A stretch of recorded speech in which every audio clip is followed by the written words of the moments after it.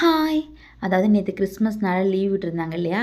So அதனால் evening போல் ஏதாவது snacks செய்யலான்னு தோணுச்சு. சரி அதனால் அப்படியே ப்ராசஸ் ஸ்டார்ட் பண்ணிட்டேன்.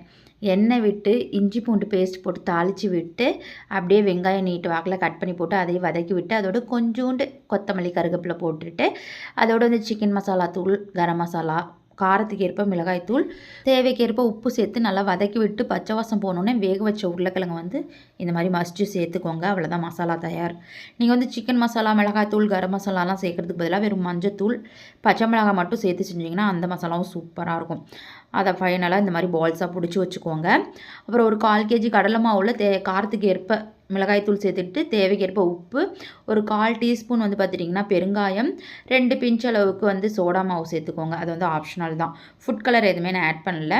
ஸோ எல்லாத்தையும் வந்து மிக்ஸ் பண்ணி விட்டு தண்ணி விட்டு கரைச்சி எடுத்து விட்டோம்னா நின்று விழணும். அதுதான் கன்சிஸ்டன்சி. அப்புறம் நான் பாயிலிங் எக்கும் வந்து பார்த்துட்டிங்கன்னா ரெடி பண்ணி வச்சுட்டேன். அதை வந்து ஃபஸ்ட்டு போட்டு எடுத்துட்டேன். அடுத்து வந்து இந்த மசாலாவை டிப் பண்ணி போட்டு எடுத்துட்டேன். இந்த ஃப்ரை பண்ணும்போது பார்த்திங்கன்னா பவர் கட் ஆயிடுச்சு. என்னால் அதை வந்து வீடியோ கவர் பண்ண முடியல, சாரி. ஸோ செஞ்சது எல்லாத்தையும் ஃபேமிலியாக நல்லா என்ஜாய் பண்ணி சாப்பிட்டோம். டேஸ்ட் எல்லாம் சூப்பராக இருந்துச்சு. வேணுமா நான் சொன்ன மாதிரி நீங்களும் ட்ரை பண்ணி பார்த்துட்டு கமெண்ட் பண்ணுங்கள் எப்படி இருந்ததுன்னு. ஃபைனலாக ஒரு டீ போட்டு அப்படியே குடிக்கும்போது இருக்க சுகமே வந்து வேறு லெவல்.